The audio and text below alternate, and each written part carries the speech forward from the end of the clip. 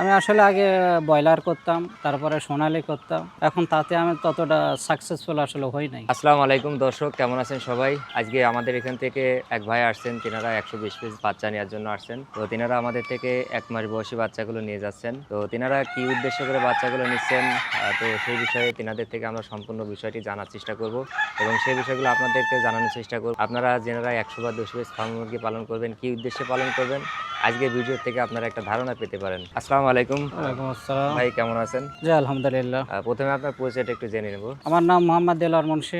আপনার ঠিকানাটা কোথায়? আমার নড়াইল জেলা হবকাল ইউনিয়ন সিঙ্গিয়া বাজার বাড়ি আচ্ছা, আমার।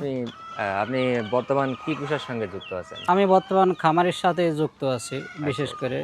আপনি কি পালন করতেন? আমি আসলে আগে ব্রয়লার করতাম, তারপরে সোনালী করতাম। এখন তাতে আমি ততটা সাকসেসফুল আসলে হই নাই। যদি একটা দুইটা কারণ যদি বলতে পারতেন যে কেন না, success কারণ হতে আসলে বলতে গেলে কারণ অনেকগুলা হয়, ওগুলা ক্যাট হয়ে যায় অধিকাংশ। জি, জি, যাতে খামারের একদমে মানে লস বেড়াই হয় আর কি, ওগুলা ততটা লাভ করা যায় না। জি।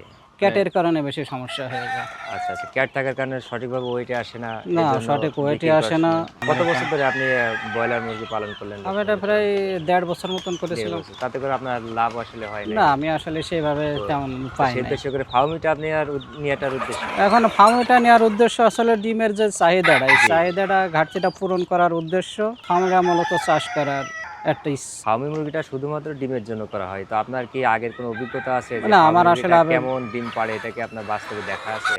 না, নাকি আমি শুধু আমার দেখি নাই। তবে আমি করি না, আমার এই যে এট ফার্স্ট ১ম জি, এটা শুরু করতে চাচ্ছেন এটা আরকি। শুরু করতে আ চাচ্ছিলাম আরকি। তো যেহেতু আপনি ব্রয়লার আর সোনালী পালন করে লস খাইছেন, তো সেই ক্ষেত্রে ফার্মি মুরগিটা নিয়ে শুরু হুম, করতে যাচ্ছেন। হুম, হুম। তো আপনার পূর্বে কোনো অভিজ্ঞতা আছে নাকি না, ফার্মি মুরগি আমার পালনের? পূর্বে ফার্মিং করার শুধু কোনো অভিজ্ঞতা নেই। আচ্ছা, আচ্ছা। এটাই ১ম আরকি।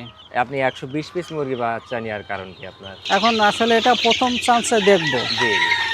যদি আমি এতে সাকসেসফুল হই, হ্যাঁ, হ্যাঁ। তারপরে ইনশাআল্লাহ মানে বড় পরিসরে বড় করার নাকি? পরিসরে করার ইচ্ছা আছে আচ্ছা, আচ্ছা, ইনশাআল্লাহ। আচ্ছা। তো আপনি যদি বড় ধরনের খামার করতে চান, তাহলে অবশ্যই আপনাকে ১২০ পিস বা ২০০ পিসের মধ্যেই ১ম এ শুরু করতে হবে। তাহলে আপনি হুম, এখান থেকে ভালো টাকা আয়ও করতে পারবেন, কিছু শিখতে পারবেন। হুম, হুম। এর কম হলে আসলে আয়ও করা যায় না, শিখাও যায় না। আপনি যদি ১২০ পিস মুরগি পালন যদি সফল হতে পারেন, তাহলে ভবিষ্যতে আপনার পরিকল্পনাটা কি? ভবিষ্যতে আমার পরিকল্পনা যেটা দেখা যাচ্ছে, আমার বড় খামার আছে। জি, আমি সেখানে ১,০০০-১,২০০ তুললে কোনো সমস্যা হয় না। জি, এখন এখান থেকে যদি আমি বেনিফিটটা ভালো পাই, জি। তো ইনশাআল্লাহ দেখা যাচ্ছে এর থেকে আমার বাচ্চা উৎপাদন করার একটা টার্গেট। তো যাই হোক, আপনার জন্য দোয়া রইলো। আপনারাও আমার জন্য দোয়া করবেন। দোয়া করবেন আমার জন্য, আমি যাতে সাকসেসফুল অর্জন করতে পারি। হ্যাঁ, ইনশাআল্লাহ অবশ্যই আল্লাহ দোয়া আমার করি। যাতে একটু রহম আমাদের করে। জন্য দোয়া করবেন। আসসালামু আলাইকুম ওয়া ওয়ালাইকুম রাহমাতুল্লাহ। আসসালাম।